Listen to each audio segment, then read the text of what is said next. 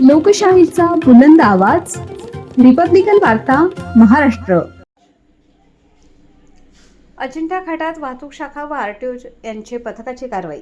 Overload गाड्यांवर कारवाई करत 78,000चा दंड वसूल केला. छत्रपती संभाजीनगर जिल्हा सिल्लोड तालुक्यातील अजिंठा घाटात ओव्हरलोड गाड्यांवर वाहतूक शाखा पोलीस व आरटीओ यांच्या संयुक्त पथकाने कारवाई करत 78,000 रुपये दंड वसूल केला आहे. जिल्ह्यातील प्रसिद्ध व ऐतिहासिक लेणीचे गाव म्हणजे अजिंठा. या अजिंठा व सिल्लोडमध्ये महामार्गावर अजिंठा घाट म्हणून एकदम धोकादायक वळण असलेला घाट आहे. या सतत वाहतूक कोंडी होत असते. अशा या घाटात क्षमतेपेक्षा जास्त व नियमांच्या पलीकडे जास्त प्रमाणात ओव्हरलोड वाहने रहदारी करत असतात. अशा या नियम मोडणाऱ्या वाहनांवर छत्रपती संभाजीनगर ग्रामीण वाहतूक शाखेचे पोलीस पथक व आरटीओ पथकाने दंडात्मक कारवाई करत 78,000 रुपये दंड वसूल करण्यात आला आहे.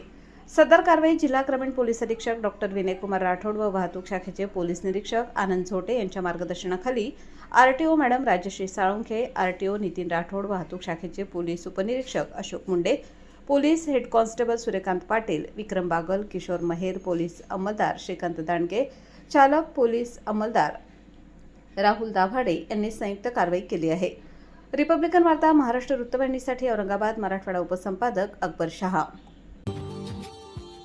Subscribe now and press the bell icon. Never miss an update.